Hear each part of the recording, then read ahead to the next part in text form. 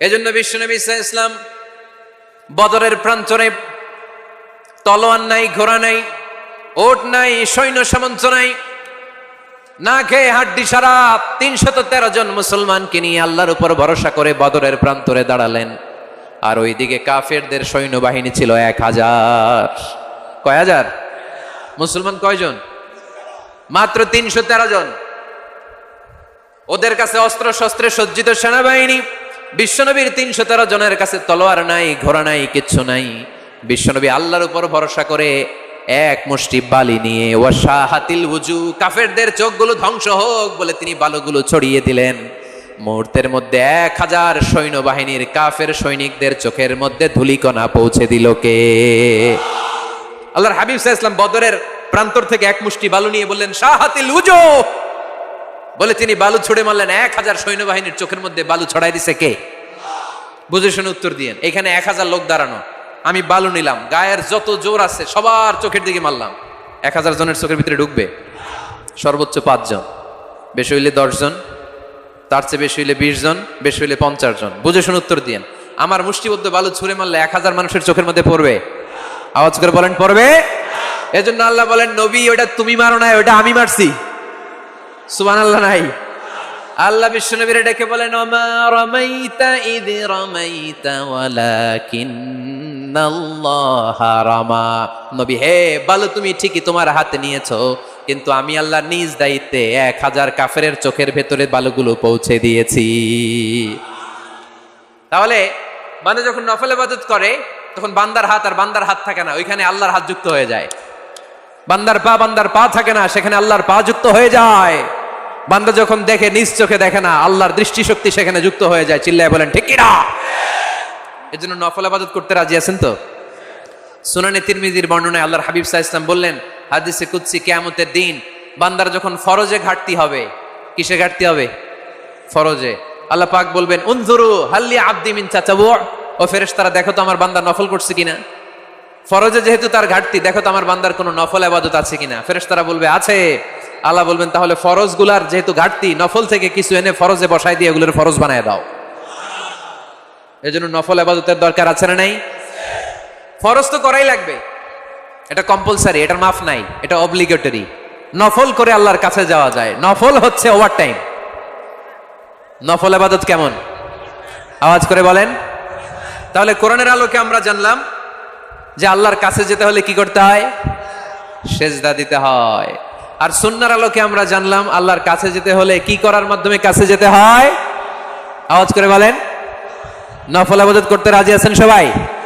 সবচাইতে শ্রেষ্ঠ নফল ইবাদত হচ্ছে কোরআনের তেলাওয়াত, ঠিক কিনা? আল্লাহর হাবিব সাল্লাল্লাহু আলাইহি ওয়াসাল্লাম বললেন নফল ইবাদতের মাধ্যমে আল্লাহর কাছে যেতে চাও, নৈকট্যপ্রাপ্ত বান্দা হতে চাও, আফদালুল ইবাদাতি তিলাওয়াতুল কোরআন। সবচাইতে যত নফল ইবাদতের লিস্ট হতে পারে, এই লিস্টে র্যাঙ্কিং এ ১ নাম্বার থাকবে কোরআনের তেলাওয়াত। এই কোরআন তেলাওয়াত করতে রাজি আছেন তো? আমার হাতে যে কিতাবটার নাম কি? সবাই বলতে পারেন নাই? আওয়াজ করে বলেন তো কিতাবটার নাম। এই কিতাবে ভুল আছে? সন্দেহ আছে? সংশয় আছে? এটা আলোর পথ দেখায়। এই কিতাব মানুষকে মানুষের মতো মানুষ বানায়, ঠিক কিনা? গরুর পেট থেকে বেরোলে ওটা গরু, ছাগলের পেট থেকে বেরোলে ওটা ছাগল হয়, মানুষের পেট থেকে বেরোলে ওটা মানুষ হয় না, ওটার মানুষ বানাইতে হয়। মানুষ বানানোর জন্য কোরআন পড়ার দরকার আছে না নাই? তাহলে নফল ইবাদত করে আমরা আল্লাহর নৈকট্য পেতে চাই। ১ নাম্বার যে ইবাদতের কথা আপনাদেরকে শোনালাম সেটা হচ্ছে কোরআনের তেলাওয়াত। রাজি আছেন সবাই? ফজরের পরেই এই নিমসার এলাকায়, এই কুমিল্লা এলাকায় কোরআনের সুমধুর বাণীতে আমাদের গ্রামগুলো মুখরিত থাকতে হবে। আওয়াজ করে বলেন ঠিক কিনা? একটা সময় ছিল আমার বাংলার ৬৮,০০০ গ্রাম থেকে ফজরের পর কোরআনের ধ্বনি শোনা যেত। ৬৮,০০০ গ্রাম থেকে মক্তবগুলো থেকে আল্লাহর বাণী শোনা যেত। কিন্তু এখন নানা ষড়যন্ত্রের কবলে পড়ে আমাদের মক্তব বন্ধ হচ্ছে, আমাদের কোরআন তেলাওয়াত থেমে যাচ্ছে। কোরআনের তেলাওয়াত কশিনকালেও থামায় দেওয়া যাবে না। চিল্লায় বলেন ঠিক কিনা? রোজ সকালে শুনতাম আগে আল কোরআনের বাণী রে, আল কোরআনের বাণী, এখন শুনি সারে গামার দীপ্ত ফ্যান ফ্যানানি। ধর্মপ্রাণ মুসলমান আজকাল হয়েছে মডার্ন, ধর্মপ্রাণ আমরা বড়ই ধর্মপ্রাণ, নামাজ রোজার কিছু নাই, ভুলেও ধরি না কোরআন, ধর্মপ্রাণ। ঠিক কিনা? প্রতিদিন কোরআন শিখায় যে তার পকেট যায় ফাঁকা রে, তার পকেট যায় ফাঁকা। সপ্তাহে 2 দিন গান শিখায় যে নেয় তো 1000 টাকা। ধর্মপ্রাণ মুসলমান আজকাল হয়েছে মডার্ন, ধর্মপ্রাণ আমরা বড়ই ধর্মপ্রাণ, নামাজ রোজার কিছু নাই, ভুলেও ধরি না কোরআন, ধর্মপ্রাণ। আমরা কি এমন ধর্মপ্রাণ হতে চাই? ফজরের পরে আমাদের সিলেবাস কি? কোরআন তেলাওয়াত। আওয়াজ করে সবাই বলেন, ফজরের সালাতের পরে আমাদের প্রতিটি পরিবারে, প্রতিটি ঘরের সিলেবাস কি? তাহলে কোরআন তেলাওয়াত করব। 2 নাম্বার তাহাজ্জুদের সালাত পড়ব। কিসের নামাজ? হুজুর ফজরই পড়তে পারি না। ফজরই যে ফজর পড়ে তার জন্যই না তাহাজ্জুদ, ঠিক কিনা? ফজরই তো পড়তে পারি না, তাহাজ্জুদ করব কখন? তাহাজ্জুদ পড়লে আপনার মর্যাদা বাড়ায় দিবে কে? রব্বুল আলামিন বলেন, ওয়া মিনাল লাইলি ফাতাহাজ্জাদ বিহি নাফিলাতান লাকা আসা আন ইয়াবআসাকা রাব্বুকা মাকামান মাহমুদা। তাহাজ্জুদের নামাজ যারা পড়বে তাদের মর্যাদা বাড়িয়ে দেয় কে?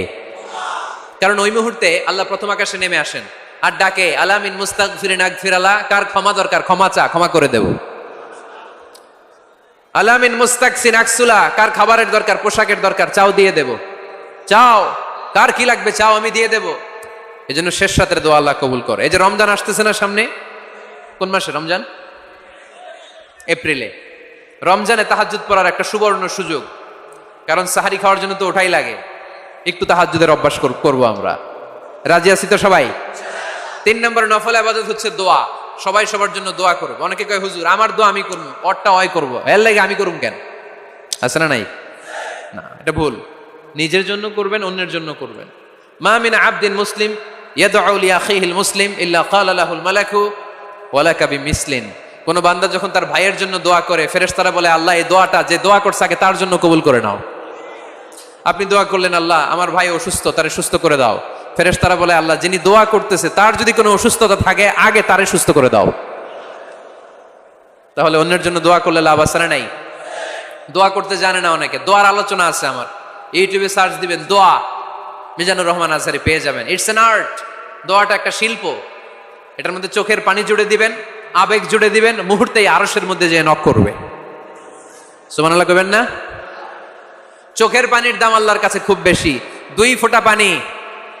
কি আপনারা বিরক্ত হয়ে গেছেন? আর 2-1 মিনিট বসেন। 2 ফোঁটা পানি আল্লাহর কাছে প্রিয়। আওয়াজ করে বলেন কয় ফোঁটা? 2 ফোঁটা। এক হচ্ছে জিহাদের ময়দানে রক্তের ফোঁটা, আরেক হচ্ছে অনুতপ্ত বান্দার চোখের পানির ফোঁটা। অনুতপ্ত বান্দা যখন অনুতপ্ত হয়ে কাঁদে, তার চোখের পানি চোখ বেয়ে নাকের ডগা বেয়ে মাটিতে পড়ার আগেই ওই বান্দার সব গুনাহ আল্লাহ মাফ করে দেয়। তাহলে প্রথমে কোরআন তেলাওয়াত, তারপর তাহাজ্জুদের নামাজ, তারপরে দোয়া, 4 নম্বরে জিকির। জিকির নফল ইবাদত, ঠিক কি না? জিকির করতে করতে এই স্টেজের উপরে উঠে যাবেন আপনারা সবাই। পারবেন কারা কারা? হাত তোলেন।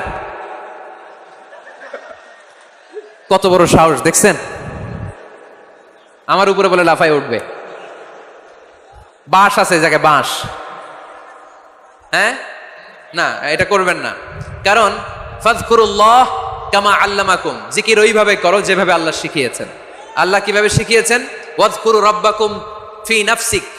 দেখেন জিকির করার পদ্ধতি কোরআন থেকে শুনেন। মনে মনে করো, তাদাররুআন সবিনয়ে করো, খিফাতান ভীত বিহবল চিত্তে করো, দুনাল জাহরি মিনাল কওল অনুচ্চ স্বরে, বেশি আওয়াজ করে লাফালাফি করো না। এটা হচ্ছে জিকির করার পদ্ধতি।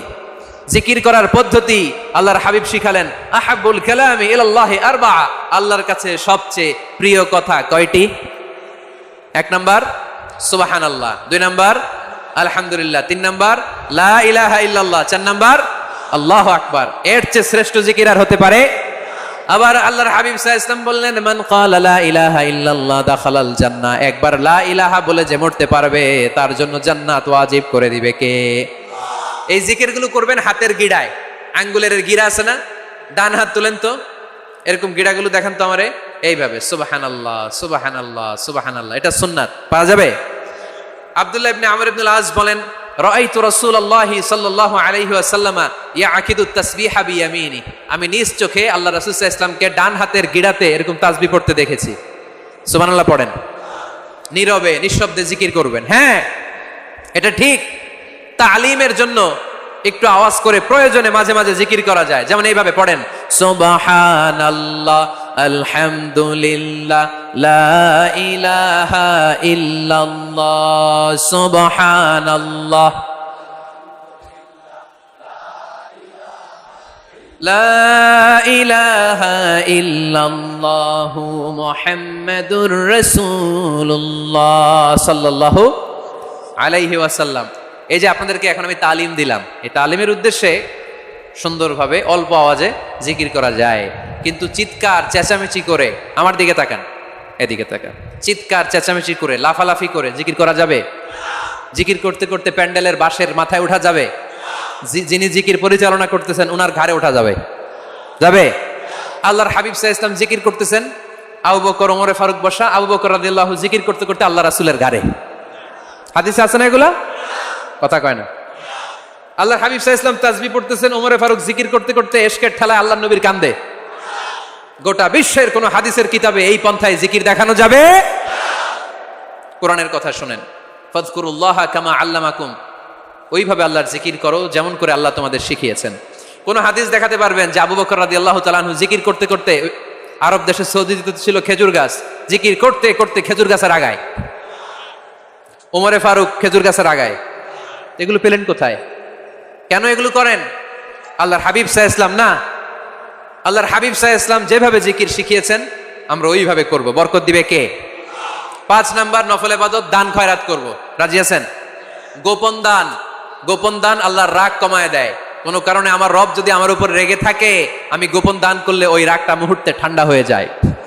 আল্লাকা সিররুন ইনদাল্লাহ বাইনাকা আনতা ওয়া বাইনাল্লাহ, আল্লাকা সাদাকাতুন তাখফা লা ইয়ালামুহা ইল্লাল্লাহ, আল্লাকা সিররুন ইনদাল্লাহ বাইনাকা আনতা ওয়া বাইনাল্লাহ, আল্লাকা সাদাকাতুন তাখফা লা ইয়ালামুহা ইল্লাল্লাহ। সুবহানাল্লাহ পড়েন।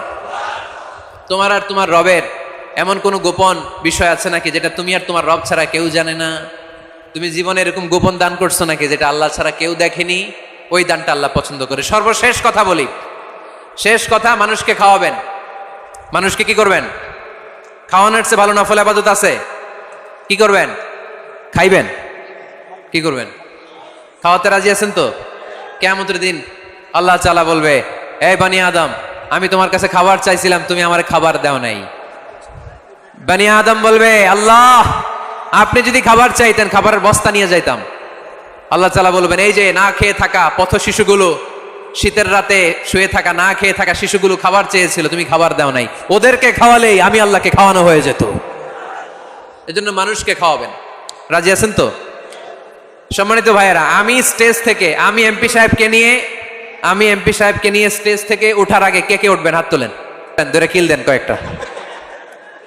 আচ্ছা শোনেন, জি সংক্ষিপ্ত মোনাজাত হবে, আসরের আজান এখনই হবে, তার আগে 1-2 মিনিট এমপি সাহেব আপনাদের কাছে দোয়া চাইবেন। 1 মিনিট সালাম দিবেন।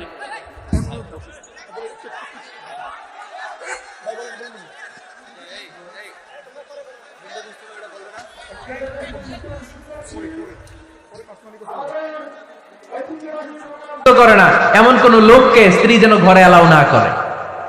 স্বামী পছন্দ করে না এমন কোন লোককে আপনার স্ত্রী ঘরে অ্যালাউ করতে পারবে? আমার বোনেরা খবরদার, আপনার স্বামীর পারমিশন ছাড়া, আপনার স্বামী পছন্দ করে না এরকম কোন লোককে আপনার ঘরে আপনি অ্যালাউ করতে পারবেন না। 8 নাম্বার, স্বামীকে আর্থিকভাবে সহযোগিতা করা। যদি স্ত্রী ধনী হয়, আমরা সব এক করে ফেলছি, আসলে ইসলামের দৃষ্টিতে স্বামীর ব্যালেন্স আলাদা, স্ত্রীর ব্যালেন্স আলাদা। স্বামীর যাকাত আলাদা, স্ত্রীর যাকাত আলাদা, ঠিক কি না? স্ত্রী ধনী হতে পারে, স্ত্রীর আলাদা সম্পদ থাকতে পারে। যদি স্ত্রীর সম্পদ থাকে, স্ত্রীর উচিত তার সম্পদ দিয়ে তার স্বামীকে এস্টাবলিশ হতে, স্বাবলম্বী হতে সহায়তা করা। যদিও এটা আল্লাহ তাআলা আবশ্যক করে দেন নাই, কারণ আর্থিক ফিনান্সিয়াল সব কাজগুলোকে স্বামীর উপরে ফরজ করেছে কে? ফিনান্সিয়ালি 1 টাকা খরচ করা, 1 টাকার দায়ভার নেওয়া কোন স্ত্রীর উপর আল্লাহ আবশ্যক করে নাই। তারপরেও স্ত্রী যদি ধনী হয়, স্ত্রীর যদি জায়গা জমি থাকে, সম্পদ থাকে, তাহলে স্ত্রীর উচিত তার স্বামীকে স্বাবলম্বী হতে সহযোগিতা করা, ঠিক কিনা? আমরা মডেল হিসেবে আম্মাজান খাদিজা রাদিয়াল্লাহু তাআলা আনহার জীবনের দিকে যদি তাকাই, তাহলে দেখবো উনি অনেক মহিয়সী, গরিয়সী একজন ব্যবসায়ী নারী ছিলেন। আম্মাজান খাদিজা রাদিয়াল্লাহু তাআলা আনহা ওনার ব্যবসায় স্টাফ হয়ে বিশ্বনবী ওনার সাথে পরিচিত হলেন। বিশ্বনবীর আমানতদারিতায় মুগ্ধ হয়ে আম্মাজান খাদিজা বিশ্বনবীরে বিয়ের প্রস্তাব দিলেন। আম্মাজান খাদিজা রাদিয়াল্লাহু তাআলা আনহার সাথে বিশ্বনবীর যখন বিয়ে হয়ে যায়, বিয়ের পরে আম্মাজান খাদিজা বলেন, ও বিশ্বনবী, আমার যত সম্পদ আছে, আমার ব্যবসায়ের যত মালামাল আছে, যত সম্পদ আছে, সব আমি আপনার পায়ের সামনে এনে রেখে দিলাম। আপনি দিয়ে দিলাম, সব সম্পদ আপনার আমি দিয়ে দিলাম। আপনি ইচ্ছে মতো মানুষকে দান করতে পারেন, খরচ করতে পারেন, দাওয়াতি কাজে, মুসলিমদেরকে আজাদ করার কাজে আপনি ব্যয় করতে পারেন। আওয়াজ করে পড়েন আল্লাহু আকবার। আম্মাজান খাদিজাকে যদি আমরা মডেল হিসেবে ধরি, তাহলে প্রতিটা বোনের উচিত তাদের যদি অর্থকড়ি থাকে, সম্পদ থাকে, স্বামীকে স্বাবলম্বী হতে ওই সম্পদ দিয়ে সাহায্য করার দরকার আছে না নাই? কথা বলেন না কেন? 9 নাম্বার, স্ত্রীর দায়িত্ব দাম্পত্য জীবনকে সুখময় করতে নিজেকে স্বামীর সামনে বিউটিফাই করে উপস্থাপন করা। ওই যে কয় ঠিক আসছে, নিজেদের পক্ষে আসলেই ঠিক। নিজেকে বিউটিফাই করে, মেকআপ করে স্বামীর সামনে উপস্থাপন করা। রাগ করবেন না আমার বোনেরা, আমি আপনাদেরকে খুব ভালোবাসি এবং বোনরাও আমাকে খুব ভালোবাসে। আমার একটা পেজ আছে আমার নামে, এই ফেসবুকে মিজানুর রহমান আজহারি। এই পেজে প্রতিদিন শত শত প্রশ্ন আসে। এই প্রশ্নের বেশিরভাগ প্রশ্ন আমাদের বোনদের। অনেক বোনরা বলে, হুজুর আপনার ওয়াজ আমরা শুনি, কারণ আপনি আমাদেরকে খুব সম্মান দিয়ে কথা বলেন। আলহামদুলিল্লাহ, আমি আমার বোনদেরকে ভালোবাসি, মাদেরকে ভালোবাসি। আমি আমার মা বোনদেরকে বলবো, আপনারা নিজেদেরকে গুছিয়ে সাজিয়ে স্বামীর সামনে উপস্থাপন করেন। অনেক বোনেরা আছে বাইরে যাওয়ার সময় পার্লারিং করে, মেকআপ করে, সুন্দর জামা কাপড় পরে বাইরে যায়, আর স্বামীর সামনে আসলে বুয়ার মতো থাকে। আছে না নাই? স্বামীর সামনে পচা জামা, ছিঁড়া জামা, চুলের মধ্যে নাই সুগন্ধি, নিজেকে গুছিয়ে রাখে না, সামলে রাখে না, কাজের বুয়ার মতো নিজেকে উপস্থাপন করে স্বামীর সামনে। আর বাইরে গেলে মেকআপ করে, পার্লারিং করে যায়। হওয়া দরকার ছিল উল্টা। বাইরে আপনি সাদা সিধা ভাবে যাবেন, বোরকা দিয়ে নিজেকে ঢেকে যাবেন। বাইরে যাওয়ার সময় কোনো নারী পারফিউম ইউজ করে যেতে পারবে না। নারীরা যত পারফিউম ইউজ করতে মনে চায় আপনার বেডরুমে, আপনার স্বামীর সামনে, ঠিক কিনা? স্বামীর সামনে পারফিউম ইউজ করেন, নিজেকে উজাড় করে সাজান স্বামীর জন্য। এই প্রতিটা সাজুগুজুতে সওয়াব আছে না নাই? ইসলাম কতটা চেক এন্ড ব্যালেন্স, কতটা ভারসাম্যপূর্ণ জীবন ব্যবস্থা। খবরদার, নারীরা ডিওডোরেন্ট ইউজ করে বাইরে যেতে পারবে, যেটা সে তার আর্মপিটে ইউজ করে, কিন্তু ঝাঁঝালো পারফিউম বোরকার উপর দিয়ে মেরে কোনো নারী বাইরে যেতে পারবে? কথা বলেন। সুনানে নাসাইর হাদিস, আল্লাহর হাবিব বলেন, আইয়ুমা ইমরাআতিন ইস্তা'জারাত নাফসাহা ফামাররাত আলা কওমিন লিয়াজিদু রিহাহা ফাহিয়া জানিয়া। কোন নারী যদি তার জামার উপর দিয়ে পারফিউম মেখে পুরুষ লোকের দৃষ্টি আকর্ষণের জন্য ঘরের বাইরে বের হয়, যতটা পুরুষ তার চেহারার দিকে লোলুপ দৃষ্টি নিয়ে তাকাবে, ততটা পুরুষের সাথে জিনার গুনাহ ওই মহিলার আমলনামায় তুলে দিবে কে? পারফিউম মেখে যদি কোনো নারী বের হয় এই উদ্দেশ্যে যে ছেলেরা আমাদের প্রতি আকৃষ্ট হবে, যতটা ছেলে তার দিকে তাকাবে, প্রত্যেকটা ছেলের সাথে জিনার গুনাহ আল্লাহ তাআলা এমনি তার আমলনামায় তুলে দিবে। নাউজুবিল্লাহ পড়েন। এজন্য খবরদার, নিজেকে সাজিয়ে গুজিয়ে স্বামীর সামনে উপস্থাপন করুন, সাজিয়ে গুজিয়ে। অনেক স্ত্রীরা আছে ড্রাইভারের সাথে কথা বলার সময় মিষ্টি হাসি দিয়ে কথা বলে। বাজারে শপিং করতে গেলে আসসালামু আলাইকুম ভাই, কেমন আছেন? কি সুন্দর আসসালামু আলাইকুম। স্বামীর সামনে আসলে আর এই মিষ্টি কথাটা নাই, আছে না নাই? বাইরে তোমার চিকন গলায় কিসের আসসালামু আলাইকুম? হ্যাঁ, না, বাইরে আপনি আসসালামু আলাইকুম দিতে যাবেন না। ঝটপট করে কর্কশ ভাষায় কথা বলে শেষ। কেউ ফোন দিয়েছে, হ্যালো, কে? স্বামীকে চায়, উনি বাসায় নাই, কাট।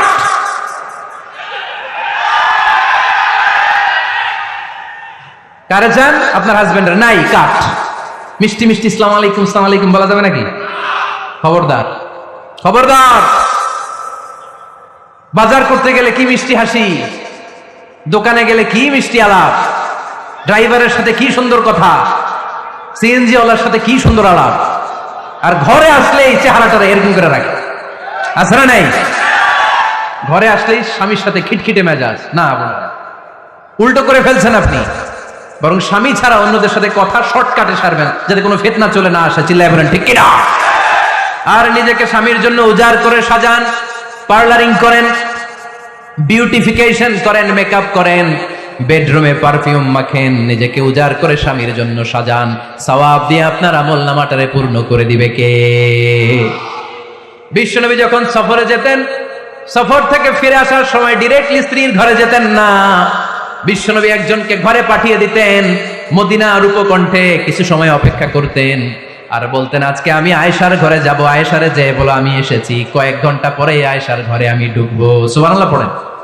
স্ত্রীকে সময় দিতেন, কারণ স্ত্রী হয়তো কাজ করে, ঘর গুছায়, ঘেমে থাকতে পারে, তাকে নিজেকে গুছানোর জন্য সময়ের দরকার আছে না নেই? লম্বা সফর শেষ করে, সেই বুখারীর হাদিস, বিশ্বনবী যখন সফর শেষ করে মদিনায় ফিরতেন, ডিরেক্টলি স্ত্রীর কাছে যেতেন না, মদিনার উপকণ্ঠে ওয়েট করতেন এবং বার্তাবাহককে পাঠাতেন, যে বলো যে আজকে আমি সফিয়ার ঘরে থাকবো। সফিয়াকে সময় দিতেন 2-1 ঘন্টা, যাতে নিজেকে সাজিয়ে নিতে পারে। সুবহানাল্লাহ পড়ে। এজন্য প্রতিটা স্ত্রীর উচিত, আমার মা বোনেরা যারা আপনার মহিলা প্যান্ডেল থেকে শুনছেন, নিজেকে উজাড় করে স্বামীর জন্য সাজান। আপনার সাজুগুজু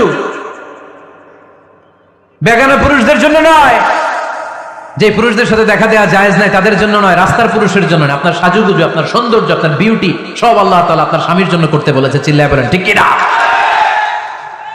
10 নম্বর দায়িত্ব, স্বামীর ক্যাপাসিটির বাইরে না চাওয়া। আপনি জানেন স্বামীর বেতন হলো 20,000, আপনি এসে বলা শুরু করছেন, পাশের ঘরের ভাবিরে দেখলাম 25,000 টাকা দামের জামদানি শাড়ি কিনছে, আমারও একটা দিবা। আছে না নাই? আবদারটা হইল? আবদারটা হইছে? আপনি তো জানেন আপনার স্বামীর ক্যাপাসিটি কতটুকু। আমার বোনেরা, আমার মায়েরা, খবরদার, আপনার স্বামীর ভেতরে আপনার জান্নাত, আপনার স্বামীর ভেতরে আপনার জাহান্নাম। আপনার স্বামীর মনকে খুশি রাখতে পারলে জান্নাতের দরজাগুলো আপনার জন্য খুলে দিবে কে? ক্যাপাসিটির বাইরে কিছু চাবেন না। এই 10টা স্ত্রীদের দায়িত্ব। এই 10টা পয়েন্ট যদি কোনো স্ত্রী স্বামীর জন্য এইভাবে স্যাক্রিফাইস করে করে এইভাবে আঞ্জাম দিতে পারে, এই স্ত্রীদের জন্য জান্নাতের দরজাকে খোলা রেখেছে কে? আওয়াজ করে বলতে হবে, খোলা রেখে দিয়েছেন কে? এবার আসবো, আপনাদেরকে ধরবো। এবার আপনাদেরকে নিয়ে আলোচনা। একটা সুখী দাম্পত্য জীবনের জন্য কি সব দায় দায়িত্ব আল্লাহ তাআলা স্ত্রীদেরকে দিয়েছে নাকি? কথা কয় না কেন? এবার ওনারা খুশি হবে, এবার ভাবিরা খুশি হবে মহিলা প্যান্ডেলে। আপনাদের অনেক দায়িত্ব আছে, কারণ বিশ্বে যা কিছু মহান সৃষ্টি চিরকল্যাণকর, অর্ধেক তার করিয়াছে নারী, অর্ধেক তার কাউন্টার পার্ট। আপনারা একে অপরের সহযোগী, স্বামী স্ত্রী একে অপরের সহযোগী। একটা সুখী দাম্পত্য জীবনের জন্য স্বামীর অনেক দায়িত্ব আছে। 1 নম্বর দায়িত্ব হচ্ছে, ফ্যামিলির যত ফিনান্সিয়াল দায় দায়িত্ব আছে সব স্বামীর কাঁধে বর্তায়, ঠিক কিনা? কারণ স্বামী হচ্ছে স্ত্রীর কেয়ারটেকার। আর রিজালু কাওয়ামুনা আলান নিসা, কাওয়াম শব্দটার এক বচন হচ্ছে কাওয়ামুন, আর বহু বচন হচ্ছে কাওয়ামুন, এক বচন হচ্ছে কাওয়াম। এর মানে হচ্ছে in charge. You are the in charge of your wife, you are the caretaker of your wife. আপনি আপনার স্ত্রীর দায়িত্বশীল, স্ত্রীকে রক্ষা করা আপনার দায়িত্ব। পুরুষকে আল্লাহ তাআলা নারী জাতিকে প্রোটেকশন দেওয়ার জন্য বানিয়েছে, ঠিক কিনা? নারীকে একেবারে ধর্ষণের জন্য পুরুষদেরকে বানায় নাই। চিল্লায় বলেন ঠিক কিনা? যারা নারীকে ধর্ষণ করে অন্যায় ভাবে, এগুলো পুরুষ না, এগুলো কাপুরুষ। এগুলো কি? আওয়াজ করে বলতে হবে, এগুলো কি?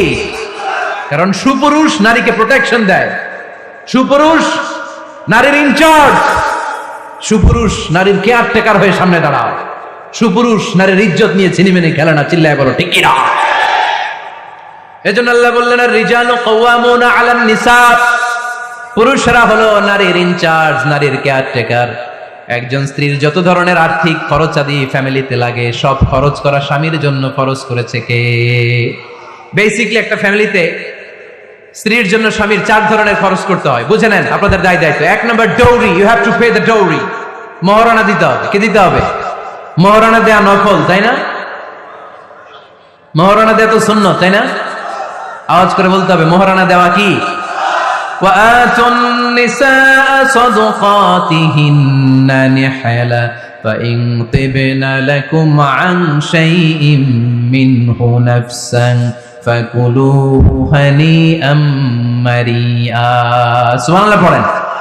আল্লাহ বললেন, ওয়াতুন নিসা সাদাকাতিহিন্না নিহলা, সন্তুষ্ট চিত্তে স্ত্রীর হাতে বিয়ের মহারণা তুলে দাও। ফরজ মহারণা দিয়ে দিবেন। আমরা মহারণা তো দেই না, তার বিপরীতে যৌতুক নেই। কি নেই? দেখেন কিভাবে ইসলামটাকে আমরা ধ্বংস করলাম, কিভাবে শরিয়ার রুলগুলোকে আমরা ভায়োলেট করলাম। আল্লাহ দিল মহারানা, আমরা ঢুকাইছি যৌতুক। ইসলাম আমাদের জন্য সুন্নাহ সম্মত পদ্ধতি দিয়েছে ওয়ালিমা, আমরা খাই বরযাত্রী। আছে না নাই? আছে না নাই? এজন্য বিয়েতে আমরা যৌতুক নিব না, বরং মহারানা দিব। কি দিবেন? কি দিবেন? যৌতুক চলে মনে হয় নীলফামারীতে খুব। হ্যাঁ চলে চলে। যৌতুক নেওয়া যাবে? যৌতুক একটা সামাজিক অপরাধ, এটা সামাজিক ব্যাধি। কুকুরের গোশত খাওয়া যত গুনাহ, যৌতুক খাওয়া তার চাইতেও বড় গুনাহ। এর কারণ কুকুরের গোশত খেলে একটা গুনাহ হয়, হারাম খাওয়ার গুনাহ। যৌতুক খেলে দুই গুনাহ, এক হচ্ছে হারাম খাওয়ার গুনাহ, দুই হচ্ছে শ্বশুর বাড়ির উপরে জুলুমের গুনাহ। কথা বলেন? এজন্য যৌতুকের সাথে আমাদের কোনো সম্পর্ক। বিয়ে করো নাই কারা কারা? হাত তোলো। আওয়াজ করে আল্লাহরে ডাক দাও, বলো আল্লাহ আমার বিয়েতে 1 টাকাও যৌতুক খাবো না, তুমি তৌফিক দাও। আমিন। আওয়াজ করে বলতে হবে আমিন। ওয়াদা কিন্তু আমার সাথে হয় নাই, ওয়াদা হয়েছে কার সাথে? খবরদার নীলফামারীর যুবকেরা, খবরদার। তাহলে ফিনান্সিয়াল রেসপন্সিবিলিটি সব আমাদের। 1 নম্বরে মোহরানা দেয়া, 2 নম্বরে ফুডিং, খাবারের ব্যবস্থা করা, 3 নম্বরে ক্লোথিং, কাপড়ের ব্যবস্থা করা। ওয়া আলাল মাউলুদি রিজকুহুন্না ওয়া কিসওয়াতুহুন্না বিল মা'রুফ। আল্লাহ বললেন স্বামীর উপরে খাবারের ব্যবস্থা, কাপড়ের ব্যবস্থাকে আমি ওয়াজিব করে দিলাম। সুবহানাল্লাহ পড়ে। 4 নম্বর রেসিডেন্স। 4 নম্বর কি? স্বামী মোহরানা দিবে, স্বামী meal, husband will provide the meals, খাবারের ব্যবস্থা করবে। 3 নম্বর, husband will provide the costume, পোশাকের ব্যবস্থা করবে। And as well as he will provide the residence for his wife. তার স্ত্রীর জন্য রেসিডেন্সিয়াল একটা এরিয়া করে দিবে। এটা ফ্ল্যাট হতে পারে, এটা সনের ঘর হতে পারে, এটা টিনের ঘর হতে পারে, এটা একান্নবর্তী ফ্যামিলির কোন একটা রুমও হতে পারে, ঠিক কিনা? এজন্য আল্লাহ বলেন আসকিনুহুন্না মিন হাইসু সাকাতুম মিন ওয়াজদিকুম। তোমরা তোমাদের সামর্থ্যের মধ্যে থেকে স্ত্রীর জন্য একটা আবাসিক ব্যবস্থা আয়োজন করে দাও। পড়েন সুবহানাল্লাহ। রেসিডেন্স, আবাসিক একটা ব্যবস্থা করে দিতে হবে। তাহলে এই 4টা ফিনান্সিয়াল দায়িত্ব আল্লাহ কি নারীকে দিয়েছে না পুরুষকে? আওয়াজ করে বলতে হবে নারীকে না পুরুষকে? এই আর্থিক সব দায় দায়িত্ব পুরুষের। আর্থিক দায় দায়িত্ব ছাড়াও পুরুষের উপর যে দায়িত্ব বর্তায় সেগুলো হচ্ছে নারীর সাথে ভালো আচরণ করা। কি আচরণ করা? আগে সালাম দেওয়া। কি দেওয়া? ভাবিকে সালাম দেন তো আপনারা? সালাম দেন আপনারা? আমি আপনাদেরকে সালাম দিচ্ছি, উত্তর দেন আসসালামু আলাইকুম ওয়া রাহমাতুল্লাহ। এবার আপনারা আমাকে সালাম দেন তো। ওয়া আলাইকুম আসসালাম ওয়া রাহমাতুল্লাহ। এইভাবে সালামের প্র্যাকটিস করা যাবে? সালামের প্রতিযোগিতা করতে হবে। আপনি আগে দিতে চাইবেন ভাবিরে, ভাবি আগে দিতে চাইবে আপনারে। আপনাদের এই প্রতিযোগিতাটা দেখে দেখেই বাচ্চারা সালাম শিখে ফেলবে, ঠিক কিনা? সালাম মানে শান্তি। সালাম মানে কি? সালামের প্রচলন নাই তো শান্তি আসবে কেমনে? আম্মা জান আয়েশা বলেন, এতগুলো বছর বিশ্বনবীর সাথে আমি মদিনায় সংসার করলাম, একদিনের জন্য বিশ্বনবীর কোনোদিন আগে সালাম দিতে পারি নাই। বিশ্বনবী আগে আগে সালাম দিয়ে দিতেন, আমরাও আগে আগে সালাম দিই। রাজি আছেন তো সবাই? রাজি আছেন? স্ত্রীদের সাথে কোমল আচরণ করবে, রূঢ় আচরণ করবেন না। হাদিসে এসেছে খলিকনা মিন দিলা, নারীদেরকে বাঁকা পাঁজরের হাড় থেকে তৈরি। প্রত্যেক স্বামীর বাঁকা হাড় থেকে তার স্ত্রী তৈরি এমনটা নয়। সাইয়েদনা আদম আলাইহিস সালামের বাঁকা পাঁজরের হাড় থেকে হাওয়া আলাইহিস সালামকে তৈরি। ফলে ওই একটা বাঁকা স্বভাব প্রত্যেক নারীর ভেতরে আছে না নাই? এই বাঁকা হাড্ডির সোজা করতে গেলে হাড্ডি ভেঙে যায়, আর রেখে দিলে বাঁকাই থেকে যায়।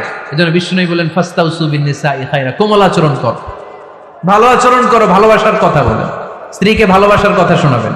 প্রতিদিন কমসে কম স্ত্রীকে 10 বার বলবেন আই লাভ ইউ। কি বলবেন? ওই ছোট ছোট বাচ্চারা কয় আই লাভ ইউ।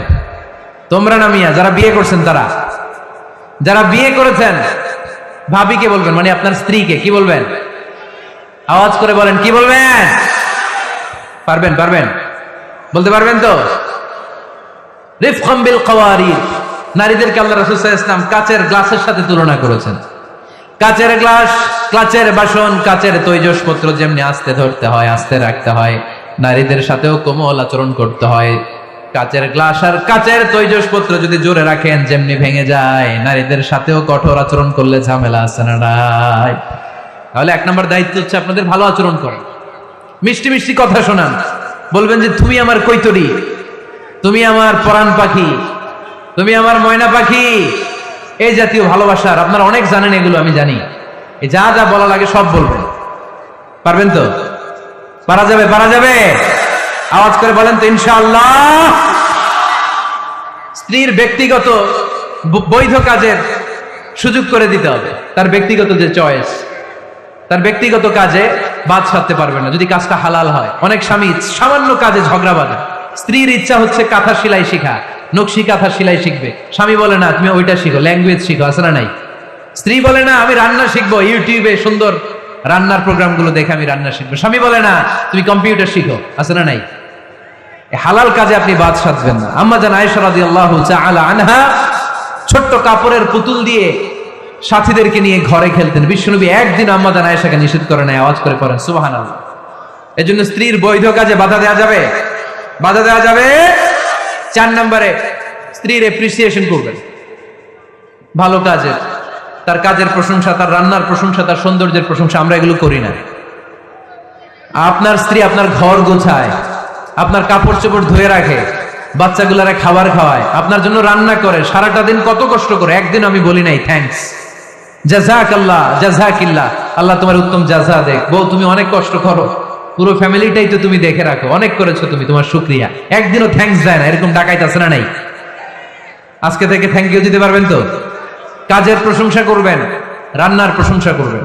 আল্লাহ রাসূল সাল্লাল্লাহু আলাইহি ওয়াসাল্লাম স্ত্রীদের রান্নার প্রশংসা করতেন।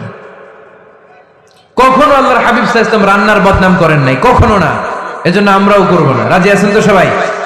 সবাই রাজি? আজকে থেকে স্ত্রীর প্রশংসা করতে রাজি আছেন তো? সুন্দর মোলায়েম সুরে স্ত্রীদেরকে ডাকবেন। কি বলে ডাকেন? ভাবিকে কি বলে ডাকেন বলেন? হ্যাঁ, টিয়া পাখি। আর কি ডাকেন? ময়না পাখি। আর কি? জান। জান বলে ডাকেন? ওরে সর্বনাশ, ডাইকেন। এরকম সুন্দর সুন্দর যত শব্দ আছে এগুলো বলে ডাকবেন। আম্মা জান আয়েশার প্রশংসা বিশ্বনবী করতেন, বলতেন ইন্না ফাদলা আয়েশাতা আলান নিসা কাফাদলি সারিদি আলা তাআমিকুম। আরব বিশ্বের খাবারের মধ্যে একটা শ্রেষ্ঠ খাবারের নাম সারিদ। শ্রেষ্ঠ খাবারের নাম কি? এই আলোচনা শেষ হয়েছে তো দাঁড়ায় ফটো তুলো কেন? বসো মিয়া, বসো বসো বসো, একসাথে একসাথে বিদায়, বসো। আরব বিশ্বে একটা মজার খাবার আছে, খাবারের নাম সারিদ। আওয়াজ করে বলেন তো খাবারটার নাম কি? সারিদ। রুটি আর গোশত একসাথে মিক্স করে এরকম স্তর বানায়, কেটে কেটে খাওয়ায়। বিশ্বনবী বললেন আরব বিশ্বের খাবারের মধ্যে যেমনি সারিদ সেরা, নারিকেলের মধ্যে আমার স্ত্রী আয়েশা সেরা। করেন সুবহানাল্লাহ। আম্মা জান আয়েশাকে বিশ্বনবী এত ভালোবাসতেন, আম্মা জান আয়েশা গ্লাসের যেই জায়গায় মুখ লাগিয়ে দুধ পান করতেন, ওই জায়গাটা খুঁজে খুঁজে বিশ্বনবী ঠোঁট লাগিয়ে দুধ পান করতেন। পড়েন সুবহানাল্লাহ। আম্মা জান আয়েশা গোশত খাওয়ার পরে হাড্ডি চুষে চুষে রেখে দেওয়ার পরে আম্মা জান আয়েশার চোষা হাড্ডিটা নিয়ে বিশ্বনবী আবার চুষতে শুরু করে দিতেন। পড়েন সুবহানাল্লাহ। বিশ্বনবী স্ত্রীদের সাথে এক বালতি থেকে পানি নিয়ে দুইজনে একসাথে গোসল করতেন। পড়েন সুবহানাল্লাহ। এজন্য স্বামী স্ত্রীর সম্পর্কটা হচ্ছে মধুর সম্পর্ক।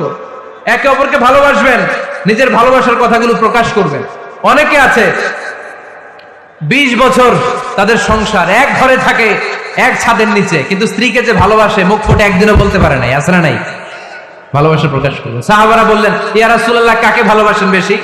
মান আহাব্বুন নাস ইলাইকা ইয়া রাসূলুল্লাহ, whom do you love the most, O my prophet? হে আল্লাহ রাসূল, কারে সবচেয়ে বেশি ভালোবাসেন, কারে বেশি লাভ করেন? বিষ্ণু বললেন আয়েশারে বেশি লাভ করি। কোন সুবহানাল্লাহ। সাহাবীরা বললেন অমিনার রিজাল, পুরুষদের মধ্যে থেকে কারে বেশি ভালোবাসেন? বিষ্ণু বললেন আবু আয়েশার বাবারে ভালোবাসি। এজন্য আপনি যে স্ত্রীকে ভালোবাসেন এটা প্রকাশ করবেন, ঘরের কাজে সহায়তা করবেন। ছোট্ট ছোট্ট কাজের যদি সহায়তা আপনি করেন, এটাতে আপনার স্ত্রীর জন্য অনেক হেল্প হয়ে যায়। আমার বিশ্বনবী নিজ হাতে ছাগলের দুধ দহন করে আম্মা জান আয়েশার জন্য নিয়ে আসতেন। পড়েন সুবহানাল্লাহ। নিজে রুটির খামির বানাতেন, আম্মা জান আয়েশা এটা চুলায় সেকা দিতেন। নিজে জুতা সেলাই করতেন, নিজে নিজের কাপড় সেলাই করতেন। সুবহানাল্লাহ পড়েন। এজন্য গৃহস্থালী টুকিটাকি কাজের সহায়তা করা, হেল্প করা, এটাও সুন্নাত। দাম্পত্য জীবন এমনি সুখকর হয় না মিয়া। বিশ্বনবী শিখাই গিয়েছেন কি করে একটা দাম্পত্য জীবন সুখময় করতে হয়। আল্লাহর হাবিব সাল্লাল্লাহু আলাইহি ওয়াসাল্লাম হালাল বিনোদন করতেন, স্ত্রীদেরকে নিয়ে মরুভূমিতে দৌড়াতেন, খুনসুটি করতেন। সব স্ত্রীরা চায় তাদের স্বামীরা তাদের সাথে একটু হাসি দিয়ে কথা বলুক, একটু রোমান্টিক কথা বলুক, একটু ভালোবাসার বিনিময় করুক। আল্লাহর হাবিব সাল্লাল্লাহু আলাইহি ওয়াসাল্লাম এটা করতেন। রাতের বেলা ভাবিরে নিয়ে দৌড়াদৌড়ি করছেন নাকি কোনোদিন? আল্লাহর হাবিব সাল্লাল্লাহু আলাইহি ওয়াসাল্লাম স্ত্রীদের নিয়ে দৌড়াদৌড়ি করতেন। আম্মা জান আয়েশা রাদিয়াল্লাহু তাআলা আনহাকে ঈদের দিন হাবাশি সাহাবাদের খেলা দেখিয়েছিলেন। সুবহানাল্লাহ পড়েন। বিশ্বনবী খেলা দেখিয়েছেন তার স্ত্রীকে। হাবাশি সাহাবারা তীর দিয়ে ধনুক দিয়ে মসজিদে নববীর পাশে খেলাধুলা করছেন। বিশ্বনবী দাঁড়িয়ে থেকে আম্মা জান আয়েশা রাদিয়াল্লাহু তাআলা আনহাকে এই খেলাধুলা উপভোগের সুযোগ করে দিয়েছেন। সুবহানাল্লাহ পড়েন। ইসলামরে আমরা কঠিন বানিয়েছি। ইসলাম কঠিন নয়, ইসলাম সহজ। আল্লাহ ছাড় দেয় কিন্তু মাওলানা ছাড় দেয় না, এরকম আছে না নাই? এজন্য বাশশিরু ওয়ালা তুনাফিরু ইয়াসসিরু ওয়ালা তুআসসিরু। ইসলামকে সহজ করে উপস্থাপন করেন, কঠিন বানাবেন না। স্ত্রীর মতামতের গুরুত্ব দিবেন। ফ্যামিলি মিটিং করলে স্ত্রী কি বলে শুনবেন। বাজার করতে গেলে ভাবি কি পছন্দ করে ওইটা আনবেন। দাঁড়ালেন কেন আপনারা? দাঁড়ালেন কেন? অনেক আগে বসেছে। অনেক স্বামী আছে তার যেটা ভালো লাগে ওইটাই কিনে বাজারে গেলে, আছে না নাই? নিজের গরুর গোশত খাইতে মনে চায় ওইটা কিনে, মাছ খাইতে মনে চায় ওইটা কিনে। আপনার স্ত্রীর হয়তো এগুলো পছন্দ না। স্ত্রীরা টক জাতীয় জিনিস পছন্দ করে, ঠিক কিনা? এর আমরা খাইতে মনে চায়, এর জলপাই খেতে মনে চায়, আচার খেতে মনে চায়। একটু খোঁজ নিবেন তার জন্য কি লাগবে। শপিং করতে গেলে নিজের মন মতো করবেন না। স্ত্রীকে দেশে রেখে প্রবাসে 6 মাসের বেশি সময় কাটাবেন না। Maximum 6 months. এগুলোর প্রত্যেকটার পেছনে লম্বা দলিল আছে, এত লম্বা কথা বলার সুযোগ নাই। 10 নাম্বার, স্ত্রীর জন্য দোয়া করা। কি করা? দোয়া করা। নেককার স্ত্রী যারা চান এখন থেকেই দোয়া করেন। আপনার দোয়া আরশের উপর থেকে শুনে কে? এইজন্য মুমিন বান্দারা দোয়া করে আর বলে, রব্বানা হাব লানা মিন আজওয়াজিনা ওয়া যুররিয়াতিনা কুররাতা আ'য়ুন ওয়াজআলনা লিল মুত্তাকিনা ইমামা। বিশ্বাসী স্বামীরা আল্লাহর কাছে দোয়া করে, আল্লাহ আমাকে এমন নেককার স্ত্রী দেন, এমন নেককার সন্তান দেন যাদের দিকে তাকালে আমার চোখটা জুড়িয়ে যাবে। আওয়াজ করে পড়েন আমিন। এই 10টা দায়িত্ব যদি কোনো স্বামী পালন করে, আর 10টা স্ত্রীর যে দায়িত্ব যদি স্ত্রী পালন করে, এই ফ্যামিলিটারে জান্নাতি ফ্যামিলি বানায় দিবে কে? আমাদের দাম্পত্য জীবন সুখী হোক, সমৃদ্ধ হোক, জান্নাতি আমেজে ভরপুর হোক। আমরা চাই কি চাই না? নীলফামারী সহ আল্লাহ গোটা বিশ্বের সব মুসলমানদের ফ্যামিলিগুলোর তুমি জান্নাতি ফ্যামিলি বানাও। আমাদের দাম্পত্য জীবনটাকে তুমি সুখময় সমৃদ্ধময় করো। আমরা